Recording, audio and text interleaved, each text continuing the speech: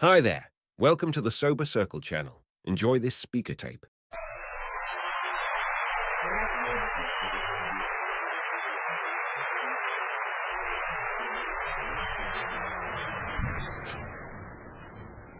Good afternoon. My name's Ed Mutum, and I'm an alcoholic. By the grace of God, Fellowship of Alcoholics Anonymous, and sponsorship, I have found it necessary to take a drink or a mood-altering chemical since January 5th of 1971, and for that I'm extremely grateful.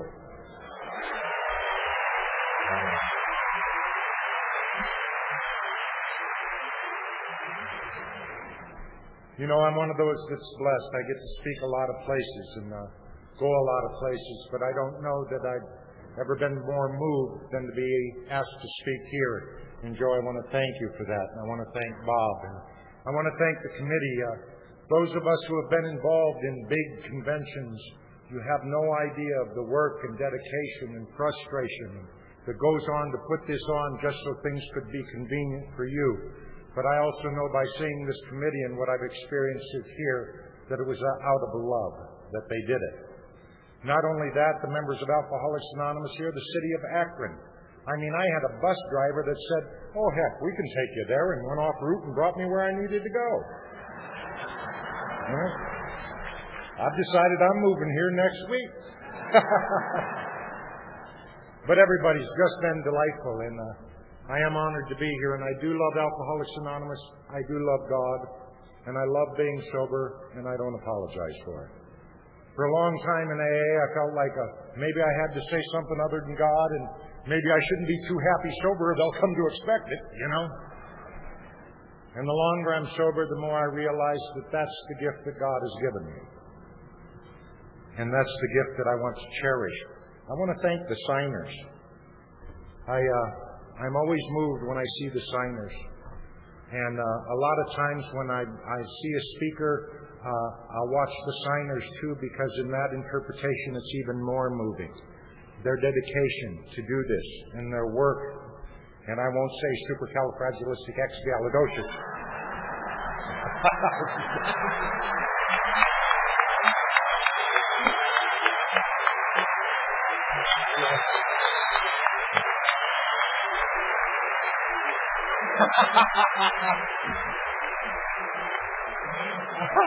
I gotta look like, take that, big fella. You gotta bring it on, bring it on.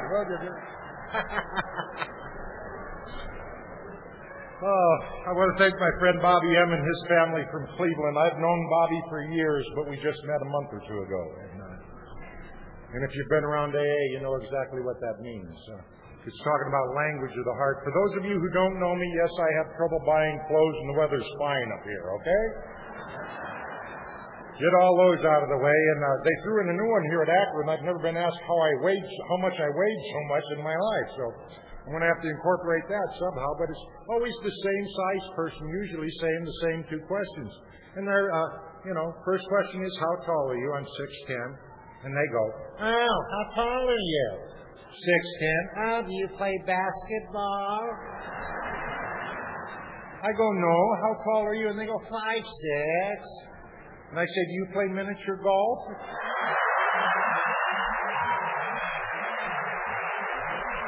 Seems fair to me.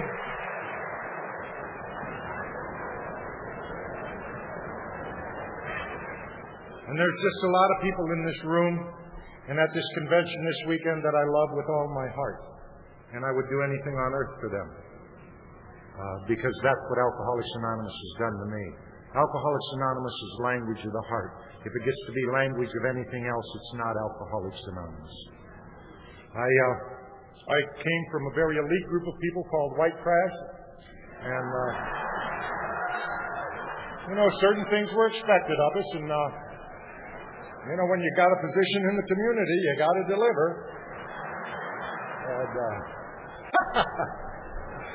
And my earliest emotion was I didn't like anything. I didn't like you, but most of all, I didn't like me. And there was an unease about me from my earliest memories. And my earliest thoughts were, what's wrong with me? What's wrong with me? I developed something from early on that took me a lot of years sober to quit doing. And I'll tell you what it is. I could walk into a room with 300 people, 299 could turn around to me and say, Ed, you're the best. We love you, man. One could turn around and go, jerk. Guess who got my full attention? Now here's the sick part. Not only did they get my full attention, but eventually in my life, the 299 didn't exist anymore. Just the ones. And I had a head full of ones at my earliest memories. I didn't like who I was, where I lived, what I did, and I hated it. So I was very grateful when alcohol came around at a very early age. My father was a heavy drinker. He's one of the hardest working men I've ever known. My mother always tells the time of when they were shoveling coal during the Depression and they were paying 25 cents a ton. And my dad come home after earning $18 in one day. I know what work ethic is. I know what dedication is. I know what commitment is. I also know what being raised in the house of an alcoholic is. And sometimes Dad would drink too much, and my mother was one of the first working women I've ever known. Everybody else, their moms got to stay home, and Mom had to go to work to keep the house going. And she was an incredible woman. But she had a weakness. She believed in God. You know? Well, it really was weak, you know? Let's pray about it. No, let's punch somebody. You know, she just didn't get it, you know? And I remember she used to drag us seven children to church. And they'd set me in church, and if you ever met a minister, they all have thin blue lips and talk like this. You're going to burn in hell, young man. That's what you're going to do. And I used to think, I've only been here an hour. How do you know?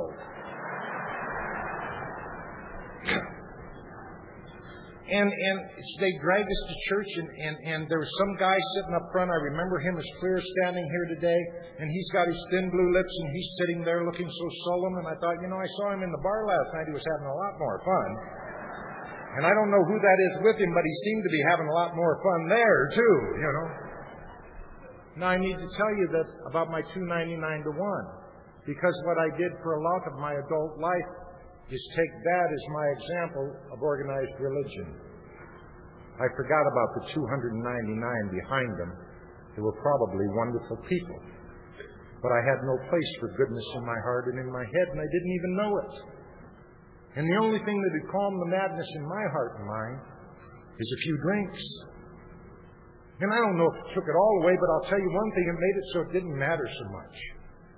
I didn't mind wearing those hand-me-downs and fighting my way to school. People called me a pig and white trash and want to fight me. I couldn't figure out why. I'm just trying to get along. And I had a brother, one of my older brothers was mean. I mean, he never threatened anybody. You just heard gunshots when he was mad. And he had that reputation. He was a 3-time loser. And guess what? I'm right behind him. He was a good 10 years sober before I didn't panic when I heard squealing tires coming up behind me. Because I knew it was time to prove it one more time. Some I didn't want to prove and some I didn't want to be a part of. But I was fighting for my life one day at a time, long before I got here.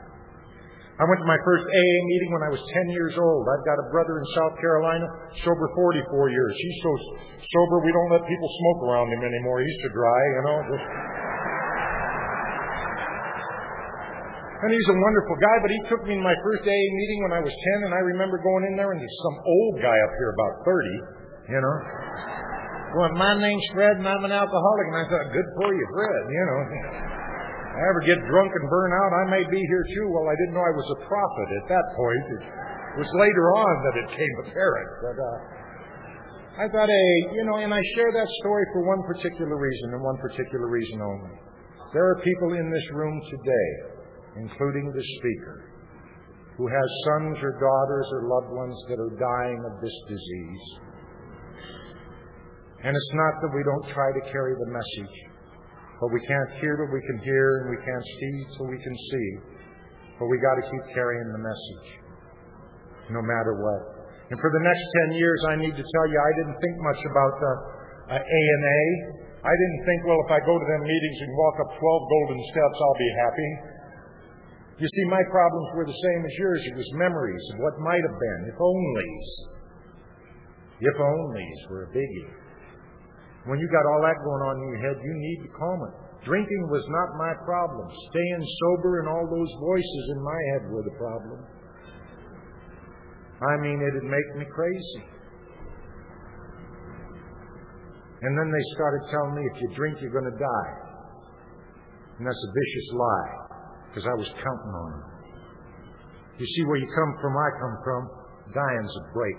It's a step up, especially if a cop takes you out. Then you're a hero. Don't threaten me with that. It's for a different reason today. But then it was a great, how soon and when? I'm tired. I remember coming to AA and there was some old-timers said, you know, you're not even dry behind the ears. I spilled more than you ever drank. You haven't even been around the block.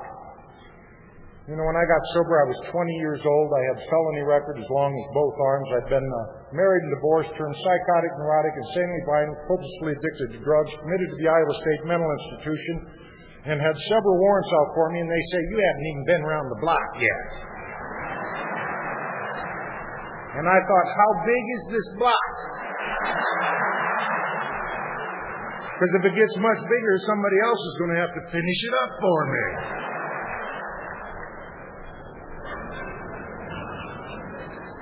And then they'd say stuff like, oh, I'm so glad you got here before you had to really hurt.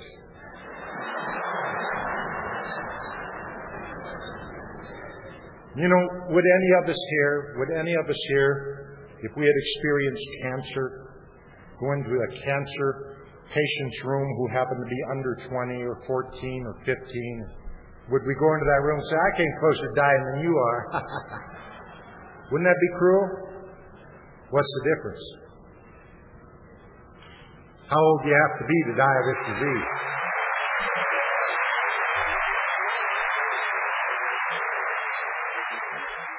January 5th of 1971, I got sober. I really didn't mean to.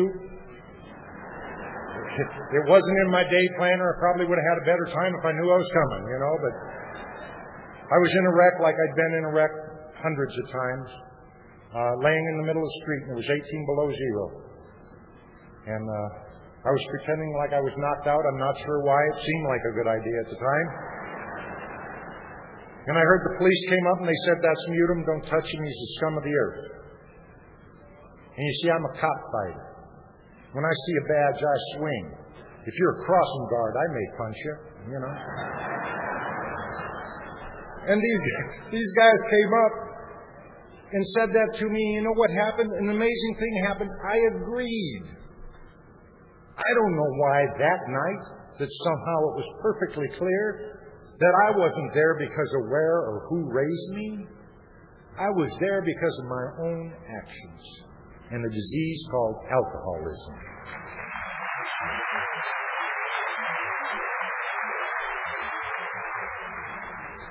And they ran me up into the hospital, and the next day a guy came up and made a 12-step call on me, a guy named Pat. Now, when you got a severe brain concussion and you're hungover, you don't want some guy coming into your hospital room smiling saying, hi, my name's Pat, and I'm an alcoholic. Puts you into a depression right off the bat is what it does. But that's what he did, have come in and he talked to me. And he said, we don't drink and we don't use, one day at a time, Ed. And I said, well, you know what? I'd like to do that, but I can't make it today. Now, why I decided to be honest that day, I'm not sure. But you see, when my gut locked in, I had to go in spite of what I knew. When that compulsion hit, I had to go. Yes, I knew what it would do to my ex-wife. I knew what it would do to my mother. But I had to go. And he said, well, all you have to do is try, Ed. And that's the only thing I've done consistently in Alcoholics Anonymous.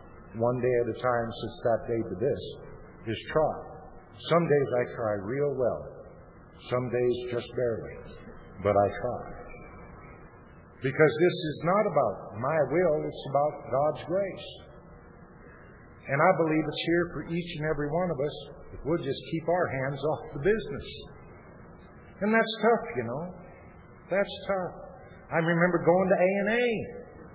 And they said, well, you got to quit stealing. And I thought, well, I'll cut down just good enough to make ends meet. You know, you got to make a living. And they said, no, you got to stop that. But then they said something that was worse yet. They said, you got to start being honest with who you are and where you've been. Well, man, I had no idea about that. You see, I didn't know the truth. I would lie when the truth would serve me better. That's when people take these steps in 30 days and say honest inventory. They obviously drank differently than I did. Now, I'm not taking anything away from that. It's just my experience. That it was very important for me to get my brains out of hock. You know? The old-timers used to tell me, stick around 90 days just to get your brains out of hock. Don't think about anything. Some of the best information I ever had. And you know, a lot of people in AA say, it doesn't matter what you say in A&A. It doesn't matter. They want to be here, they'll be here. Well, I beg to differ with that. I tell you, there was an old guy, Harry S., in Central Discussion. And when I got sober, first I got to tell you, when I got sober, they didn't have a lot of the goodies to make you feel better right away that they do now. I was a shaker, man. I was just, geez, how are you doing it? Oh, good. How are you? Yeah, half cup for me, please, you know. And it was bad. It was bad. I remember 8 weeks sober when I wrote my name, and I couldn't read it. You couldn't, but I could. I remember that. And I had 2 rules. Don't come up behind me. And don't touch me. 2 rules. And little Harry had poured coffee in a group in Davenport called Central Discussion, Davenport, Iowa. And Harry had a habit. He was the coffee pourer. He'd come around to the table during the meetings. And Harry had a habit. He'd put his hand right here on my shoulder. And he'd pour my coffee.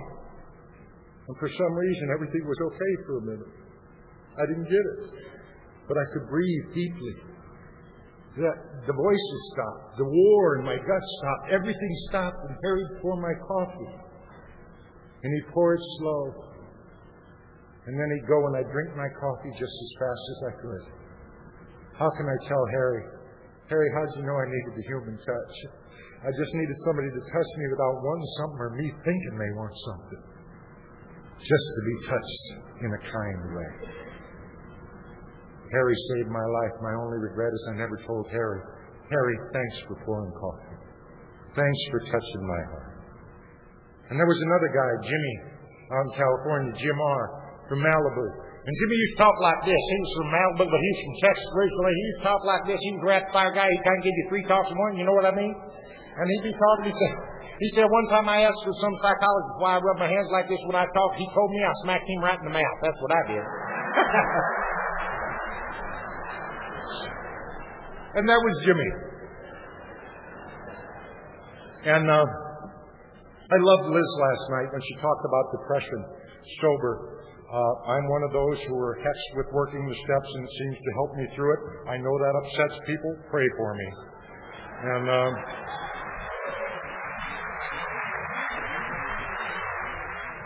I was in one of those deep, dark depressions, those dark, dark places where it didn't make any sense. And my plan was to go and turn on the gas and just go to sleep. No notes, no dramatics, no calls for help. You see, at that time I was sober a few years, and I knew one thing, AA was good for you, but the magic and the music wasn't alive in me. And I knew you guys could make it, but I also absolutely knew I couldn't. You know, I was coming to meetings, and people would say, how you doing? And I'd say, fine, how are you? Yeah, good to see you. And I was looking at bridge abutments as I was going home, thinking I could drive into that and that'd be okay. Because I really don't want to drink or use. And I was in one of those moods, and it was a dark, dark spot. And I walked into that club on 26th and Broadway with my friend Wayne and I, when I'm out there, go to a meeting. And I walked in, and Jimmy always seemed to be there on that day. Now, I don't know if Jim said this to everybody, but it really doesn't matter. I'd walk by Jim, and I'd say, Jim, how are you? And it was like the world stopped. And it felt like Jim took my face in his hands like this. He didn't, but that's how it felt. But he stopped and looked me right in the eye. When I said, Jim, how you doing? He looked back and he'd say, much better for seeing you today, my friend. Much better for seeing you. And you know what I thought? Well, if Jimmy likes me, maybe I won't turn on the gas today. Because we do this one day at a time. I don't care how long you're sober. If you're not doing it a day at a time, you're not doing it. It's a day at a time. I started going to meetings on a regular basis, and they brought up that three-letter word that annoys all of us, job. And tried to work my way around that pretty quick. And then they brought up that other word, God. And I'll tell you, in the book it talks about being violently anti-religious, and that's where I was. For several years sober, I used to say I was an atheist or an agnostic, and I've realized in the last few years that really wasn't true. What's true is everything I knew about God, I hated. Don't even bring it up around me, or we're going to dance. It's that simple. Because if there's a God, why are there starving children everywhere? If there's a God, why is cancer rampant? If there's a God, why do I have to live in that hellhole? Don't even bring it to me. And then I'm going to AA, and they said, well, you know, if you're going to have any sobriety on a continued basis, you've got to have a relationship with a power greater than yourself. And you know, when you look into an old-timer's eyes, you'll know whether they're telling the truth or doing a little song and dance for you. Check them out. They're here. But then they give me the good news. They said, you can make up your own God. And I said, cool. And I came up with a good, orderly direction. That's good. I'm sure I heard it somewhere, but everything's original when we come up with it. And then the other one that touched me a lot was good others do. Good others do, because people were being very kind to me, and I couldn't figure out why. I remember sitting in the meeting about 3 months sober, and I nudged this guy, and I said, what do these people want from me? He looked back and said, what do you got that anybody wants? You know? Never quite thought of it that way, you know. But it was amazing. I would go to meetings, and they'd talk about God, and what I came up with is if I had all my dreams, God would be kind and loving and forgiving. That would be my God, kind and loving and forgiving.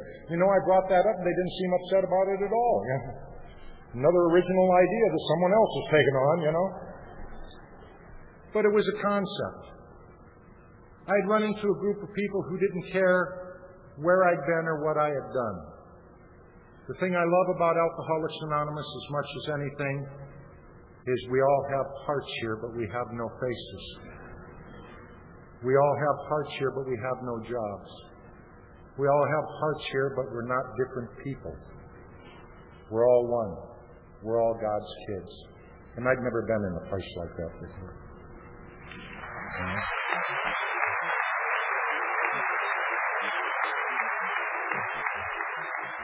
But as a result of that, I did something that almost cost me my sobriety. I started professing a faith I didn't have. You know, it's easy to talk about. We all done it. Talking that program, you know, you get that 8, 9, 10 months, a year, you know, all of a sudden you know everything and everybody else has been dumb till you got here. And that's kind of the way I was. But I started professing a faith I didn't have.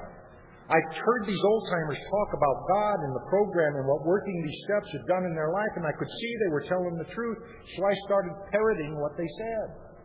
No harm in that. Is there? Only one.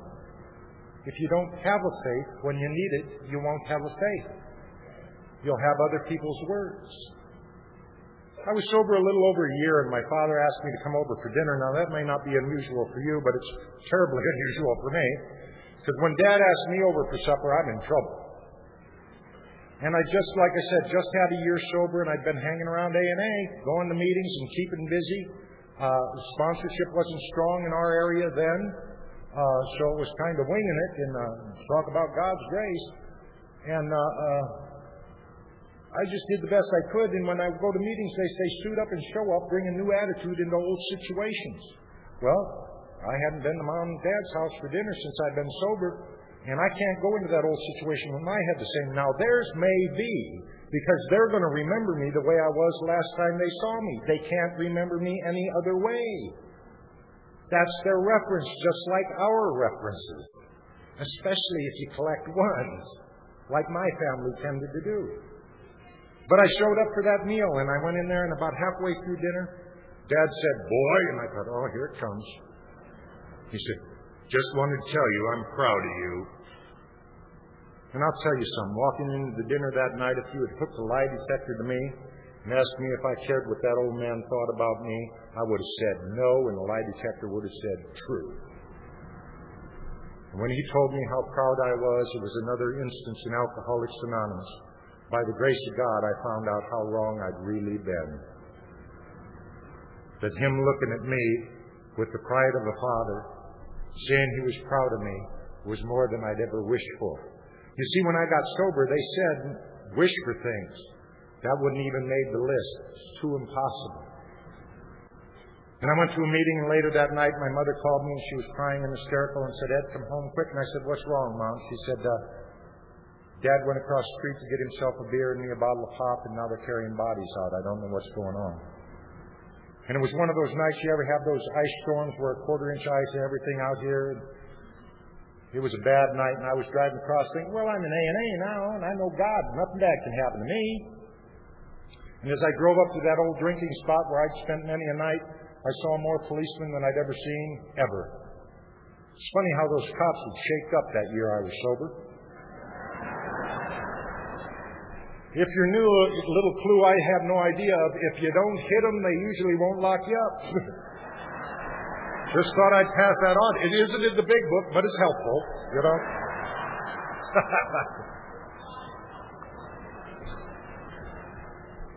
And I had been working in the courts that past year with people with alcohol and drug problems.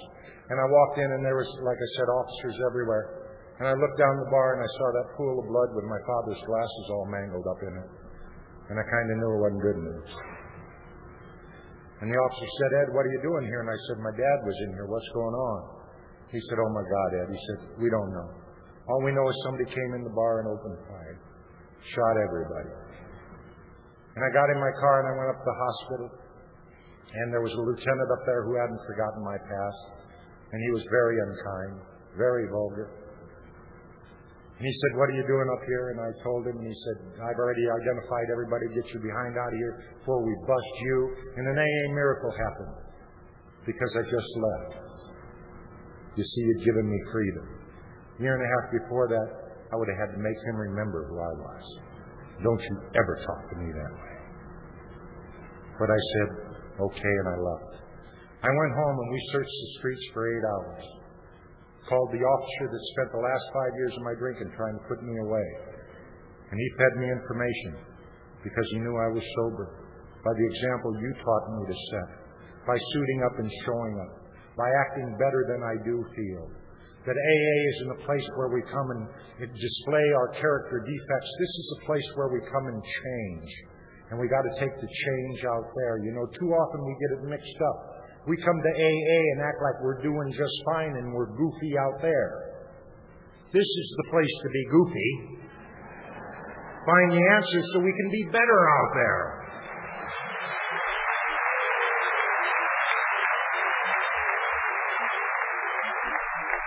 Because if you're fortunate, you're going to find somebody who knows what it is to be goofy and get sober. And to work through difficulty sober. We searched the streets for 8 hours looking for my father. They thought they'd taken him hostage or he got shot and wandered out somewhere. And I'd always prayed that you wouldn't know that kind of sadness and that kind of mayhem. And then September 11th happened. And everybody knows now. If you didn't before, you did then. And there's still people up there in that city that I pray for every day that will never find their dad. Early the next morning, I got a call from the hospital from that officer and said, well, Ed, anybody could have made a mistake. Why don't you come up and identify your old man? So I got in my car and I went up there and I walked into that morgue and I saw that bullet hole in my father's faith and I reached for that faith, father's face, and I reached for that faith I'd been professing all those years, or that year, and come up with a handful of nothing. It was just empty. There's a reason it says our experience, strength, and hope. And I sat there in that morgue, and it was one of the coldest feelings I'd ever had in my life. My first thought, quite honestly, was that God I'd been taught about when I was a kid. Your family's going to pay for what you do. Every sin you do comes back on your family. And I thought, God killed Dad. When I was 10 years old, I had a beautiful cousin, and her name was Linda. And if there was anybody close to God, I would think it would be Linda. And Linda was walking across the street one day. and a truck hit her and killed her. Knocked her 200 yards. It was just sad. You know what people said to me? God must have wanted an angel. I said, oh, so he hit you with the truck. I'll pass on that, God. Thank you very much. So that's where I went back to immediately, thinking this kind of stuff, and it was hard. I hadn't had that knot in my gut for some time. But I'll tell you, I've had reason to review that situation. I can tell you this, everywhere I went, there was a member of Alcoholics Anonymous right there. Right there.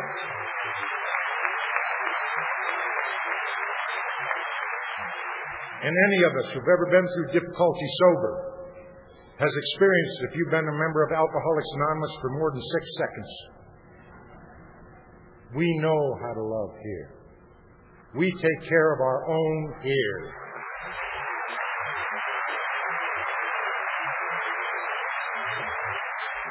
We don't even care if your insurance covers it.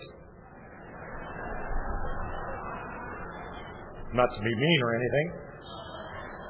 No, I'm not. But that's, one of the things that concerns me about AA today, and especially being here at Founders Day, is we're forgetting what Alcoholics Anonymous is about. That's about shoulder to shoulder, arm in arm, whatever you're going through, we're going through, and we will make it out the other side one day at a time by God's grace.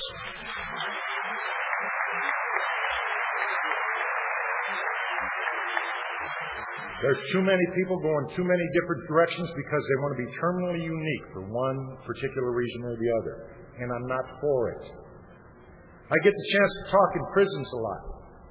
And when I talk in prisons, I always start my talk off by telling them I'm a racist. Gets everybody's attention immediately. Especially with a lot of prisons I go to. And I say I'm a human racist. I'm for the human race. I'm for you, man. I don't care where you've been, what you've done, or anything else. And anybody else is not for that, I'm not for them. It's all about you and me walking hand in hand and going places we've never dreamed of. And having the courage to believe that. The priest that did my father's funeral gave me one of the keys to the kingdom. He said, a lot of people would say Clifford's death is God's will. He said, I don't believe that. And I sat right up in the chair. He said, God created human beings. He gave them all a free will. Some of those human beings chose to do this act. And now it's God's will. And I said to myself, you mean the reason there's kids starving is because we're not feeding them? We got plenty of food. Can't blame it on God anymore? That's right. The reason cancer is rampant, we want to say, why is God doing this? We're the one polluting everything we touch. Don't blame it on God.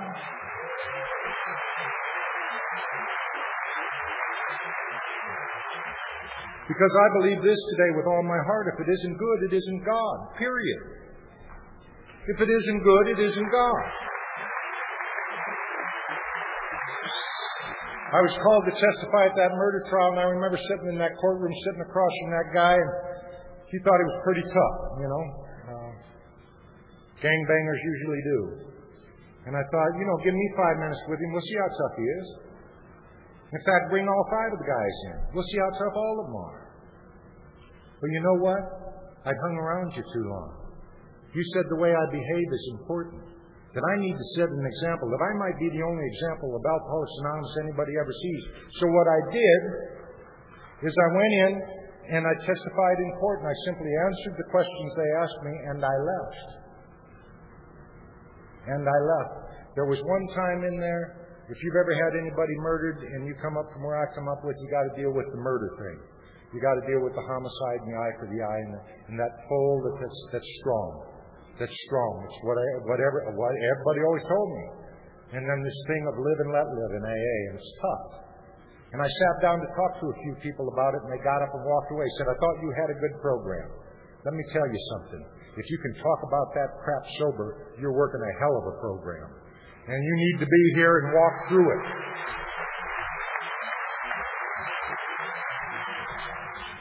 I left there, and shortly after that, God talked to me. Now, you got to be careful when God talks to you. I got a few other friends God talked to. They'll be out in about another 20. But God talked to me and said, Ed, go out to California, get into show business. Made perfect sense to me. So I quit my job, loaded my car. 48 hours later, it was where all stars get their start, Anaheim, California. I got a job at Disneyland. I was goofy. Little did they know how well I fit the role at that point. Don't step on goofy shoes, you know. But I was goofy. But I didn't actually start that job. I went up to a meeting in West L.A., and I was around Alcoholics Anonymous that I'd never been around. And this is not to take away from the Alcoholics Anonymous I was around. This was Alcoholics Anonymous that was enthusiastic. People that were doing things, were out of their own head, not sitting back and going, well, I'll do just enough to get by, you know.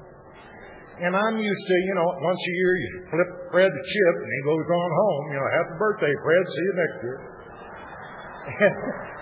And I'm in this place where people are talking about living and talking about helping one another, really talking about setting up with people, talking about taking them to meetings even when it's inconvenient.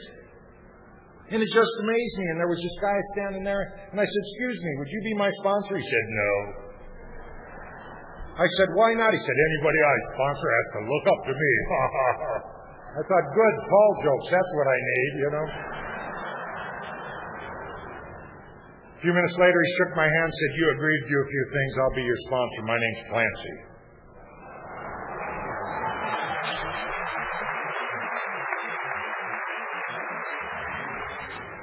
And I am forever grateful I didn't hear half the crap that goes around about him. Tell you why. I would have believed you, and I would have died.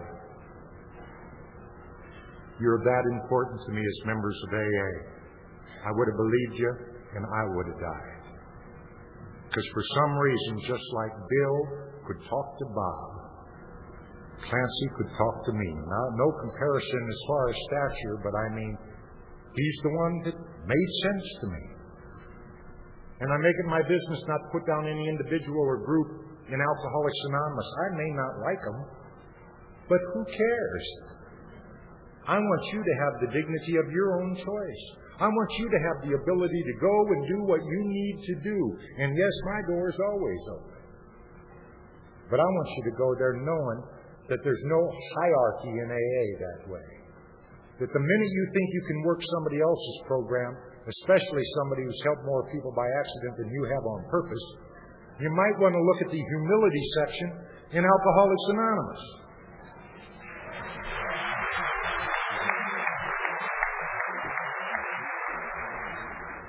It was funny, I was speaking down south a while back, and there was some old-timer with 40 years, and he was just bad-rapping Bill Wilson. Just bad. He was an egomaniac. And I had a chance to talk to him afterwards, and I said, well, what happened? He said, well, he didn't answer my question when he walked by. Think about it.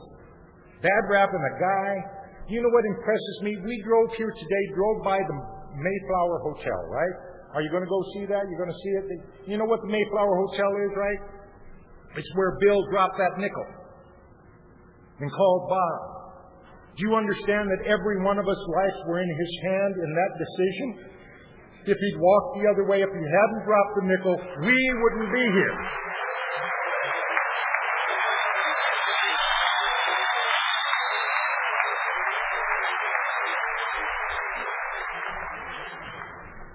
So even if it isn't convenient, we need to help.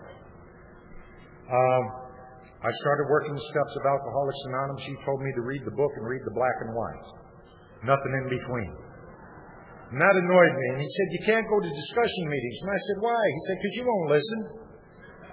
He said, first half of the meeting, you'll be thinking about what you're going to say. Then it'll get to you and you'll talk, and you'll spend the rest of the meeting thinking about what you should have said. How'd you know? So for years, I didn't go to discussion meetings. And you know what he did, that mean old man? Made me one of the better listeners I know. You see, just because I'm up here talking right now don't mean in 5 minutes when we're talking that what you're saying to me isn't equally important. We're all here for one another.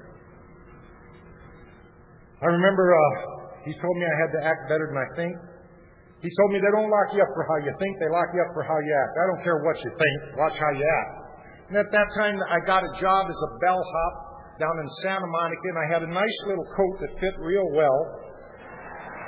and a little hat, and I'd sit there from 11 to 7, and the little old ladies would drop their bag on my foot. And they'd come in and say, "Pick up that bag, boy," and I'd think, which one? You were it. But what I'd do is say, "Yes, ma'am." And I'd go upstairs, 7th floor, I'd put that bag in the room, flip it open, go to the door, wait for my tip. She'd slam the door like to break my fingers. I'm thinking, I'm going to kick in the door, grab this old broad, throw her out the window, and watch her splatter. But what I did is said, "Thank you," and I went downstairs. Now, that may not mean much to you, but I'll tell you what it means to me.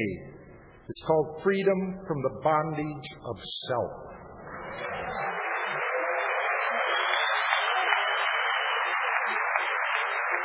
I never knew. You see, if I thought it was the truth. I never knew that I could do different than what I think. Now, that may sound crazy to you, but it was a gift to me. I can sum up sponsorship by one quick story. I'm living in Clancy's garage, and I'm in the back bathroom out there and shaving one day. And he's walking by, and he says, "What are you doing?" I said, "Shaving." He said, came in, and he said, "Well, turn on the hot water." I said, "Oh, okay." Turn on hot water. He said, "Get it nice and hot." He said, "Now put that on your beard." I thought, "Oh, okay." He said, "Now reach up there and find some shaving lotion. Put that on." Okay. He said, "Rub it in real good. Let it set for a second." Yeah. He said, "Now shave." And I went, "Oh, that's pretty cool." You see, I learned to shave in Scott County Jail at 13 years old. And at 13 years old, you don't ask anybody how you shave. You just pick up a straight razor and shave. Or you're not straight razor, the old Gillettes and shave. And I've been doing that for 10 years. He taught me a new way to shave. He didn't break me all up because I didn't know how to shave. He didn't go, "Dummy." Well, sometimes he did, but not often.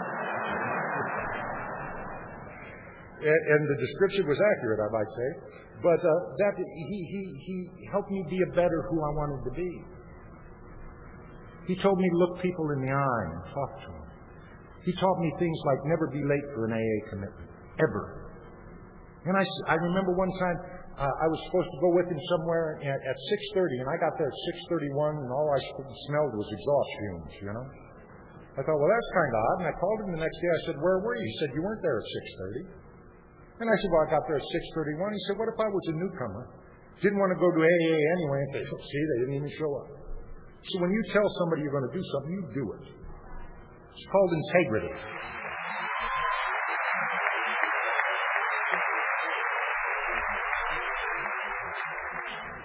I remember going to a meeting in Pasadena, California. I was going to speak, and I had to start all over with God. And what I recommend you, if you're not happy with your God, start fresh.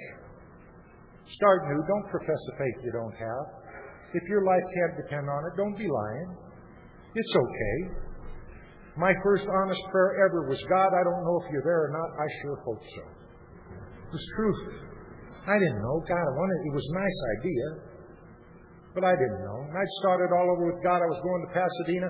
Pasadena out in L.A. was a wealthy area, is a wealthy area. And I thought, ooh, wealthy area, I might get a job. And I caught myself immediately. Because you don't hustle in AA. If you do, you'll pay dearly. And I did the same thing I did in the hotel before I left to come over here. I got down on my knees and I said, "God, just let me go and share the miracle you've performed in my life through Alcoholics Anonymous and save me from my own nonsense. I don't need anything. I don't want anything from these people. I've been overpaid."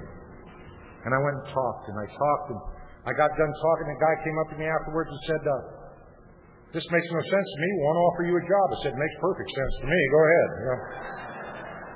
He said, "Have you ever been in Taiwan?" I said, "No." He said, "Have you ever been in show business management?" I said, "No." He said, "Be in my office Monday morning."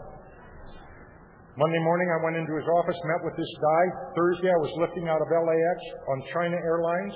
I was headed to Taipei, Taiwan. I was the new soon-to-be vice president of America on Ice. I had a cast of 62. I was going over to design costumes and build an ice rink and arrange living situations while flying back and forth to Hong Kong with designer Bill Campbell to build the costumes. How was your week? Now, you know what's amazing about that to me? I showed up for the interview. Somewhere along the line, you told me to quit carrying the bag of ones. All my life, people said, you have so much potential. And I went, yeah. I'm here to tell you, they've been right, you've been wrong. I showed up for the interview.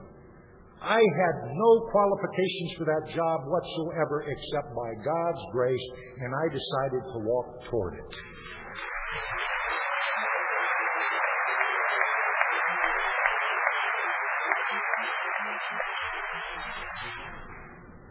And I got off the plane in Taipei, and everybody's this tall.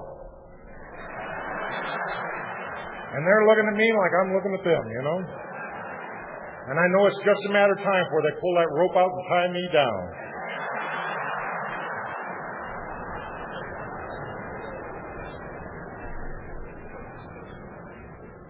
And it was a wonderful time that I don't have time to go into, but God put me in that situation to do one thing. Show me the gifts I've really got. Because I wouldn't believe them. You tried to tell me. I wouldn't believe anybody until I saw them, then I couldn't argue anymore. And if you're in AA, if you're new or if you've been here a while and you're in that rut, take time to let God show you what He's really got inside of you. My old friend Chuck C. used to tell me, Eddie, what you came here looking for, you're looking with. And I know that more today than ever before. Alcoholics Anonymous has done a miracle in my life. The miracle is simply this: I am enough today. My God and my program is enough. I always needed more, no longer. This is enough.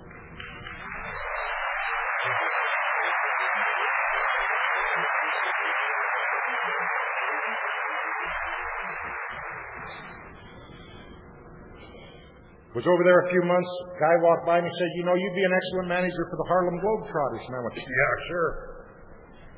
And I was home 3 months, and the Globetrotters called me up and said, Mr. Mutum, we've heard wonderful things about you. Would you come and talk to us? And I said, certainly.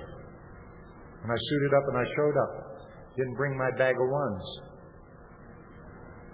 Next thing I knew, I was the manager of the Harlem Globetrotters.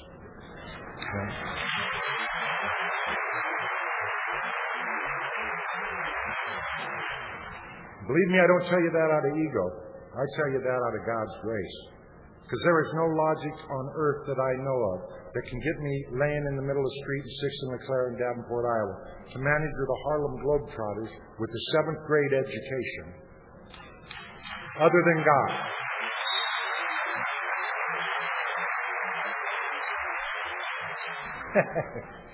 I got on the bus, and there's Meadowlark Lemon, there's Curly Neal. I'm thinking, cool, I got all the money. Don't get much better than this. I was wrong. But it was good. I remember nobody talked to me for 30 days. Nobody. And I knew to do one thing. Do a good job. Be who you are, Eddie. And I remember the day Meadowlark leaned over to me and talked to me. And then everybody talked to me. I understood. And I agreed. And that's how you taught me to live today. To do what the difficult things are. Not take the easier, softer way. But to try to get to thinking of how other people feel other than my own head. I went to London, met the daughter of the Turkish ambassador. She was Muslim. She was wealthy. She was beautiful. I thought, look, backgrounds are a lot alike, so we got married. I didn't say all sanity had returned. And we just should not have gotten married. And I don't mean that as an insult to her or me. It just, we should not have gotten married. We have 3 wonderful children, and I thank God for them. But that marriage should not have happened, and I don't make excuses for it anymore. She didn't understand Alcoholics Anonymous, and she didn't understand my commitment to Alcoholics Anonymous. And I respect her for that. However, I disagree. And when I was 18 years sober, I lost everything I owned. I made decisions based on self and greed, and 18 years sober, they came and they really got personal aid and picked up the Mercedes. You know? And I realized something that happened that I didn't even know happened. And that was simply this, that things outside of my God became my God, without me knowing.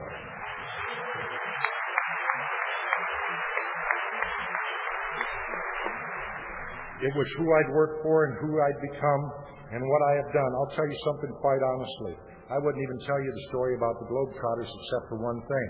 My sponsor has directed me to share it, to show you the miracle that can happen in Alcoholics Anonymous.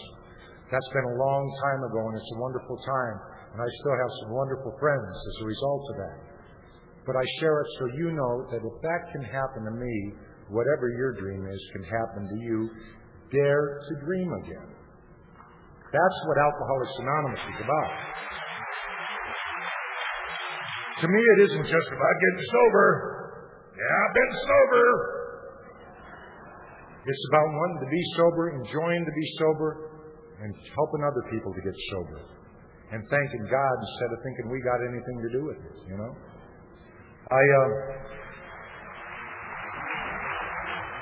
I was sitting at home one day and God said, Ed, go out and get an education. And I did what any well-respecting member of AA would do. I went, la, la, la, la, la, la. He called right back. He didn't care. And I had quit smoking at the time, and the doctor told me to start running, so I had, and I broke my leg. So I got on my crutches, and I did what you do after you're sober for an Alcoholics Anonymous. And it says in the big book, especially 86, 87, 88, where we will be inspired, and that means God talks to us. However, keep your sponsor as a decipher, because at times of war, we tend to write our own messages, you know. But I got my crutches and I went over to the university. I said, excuse me, I'd like to go to school. And they said, how many credits do you have? I said, I have bad credits. What's that got to do with anything? And they laughed too, and I said, I shared with them a gift you've given me. I said, you don't seem to understand. I don't know anything about going to school. I don't know if I'm smart enough to pass the class. I quit school. They booted me out of school in 7th grade, and I didn't pay any attention 3 years before that. But if you could help me, I'd like to try. And nobody has ever refused me when I've asked honestly. What I've learned, Alcoholics Anonymous taught me about 299s. And for every member that you got a little annoying with, there's 299 beautiful ones right behind them. You know? And that's with the world out there too. If we can pull our head out of where it don't belong and take a look. I started going to school, and I went on a spiritual retreat, and I had a spiritual awakening. I had a spiritual experience that changed my heart and finished the job that you had started, changing my heart and changing my mind. God said, I want you to work for me. And I thought, man, you know who you're calling? And he said, yep. Because you know something about my God, it's very simple. I used to think God had a big old book, and every time I did something wrong, he wrote it down. By the time I got to AA, even though I was young, the book was pretty good size. You know the God I believe in? I walked in, God said, Ed, this your book? And I said, yep, that's my book. He said, okay. Ripped it up and said, go and start fresh.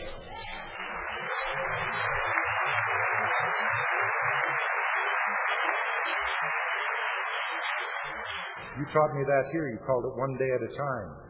It talks in our big book about being reborn. I take it literally.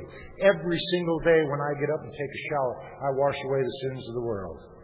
I start fresh. I wash away to the best of my ability the resentments of yesterday, the fears of yesterday, the angers of yesterday, because I don't need it anymore. All that does is keep me between me and God. And if I'm with God, I'm with everybody in here, whether I like you or not. I love you. And I didn't understand that for a long time. How do you love everybody? I remember there was one guy in the meeting that I thought, 5 minutes in the parking lot, I could help him find God. And I was driving home thinking, that's not very spiritual, Ed. And you're supposed to love everybody. How can you do that? And I realized, if he called me at 3 o'clock in the morning and said, Ed, I think I'm going to drink, you know where I'd be? Right there. You see, I loved him. I just didn't like his behavior much. There's a big difference. I got called into the ministry, and they said, you got to go get 220 hours worth of college credit. And I said, okay. So I did it, and I took each and every one. I didn't take any easy ways out. I did it because if I was going to get a degree, it's because I wanted it. I always thought education was overrated, and after 220 hours of college and graduate studies, I can tell you it definitely is. But the thing about it was, that's what they needed, so I did it. And I got my Master's of Divinity, and I became ordained, and I never missed a day in Alcoholics Anonymous.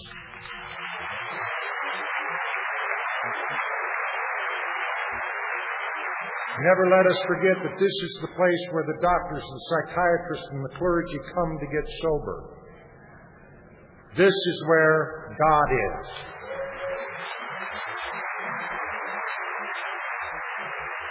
He's certainly in those houses of worship, whatever it may be. And I celebrate whatever your faith is. Your faith doesn't threaten me, and I hope mine doesn't threaten you. I celebrate it. In fact, let's talk about it and let's see what we can share about it. Because in Alcoholics Anonymous, you taught me yours is just as good and better, I hope. Because I can learn from you. I was preaching on forgiveness about 3 years ago. And I was giving them heaven because they've had enough of hell. Try not to have thin blue lips, and I try not to go like this.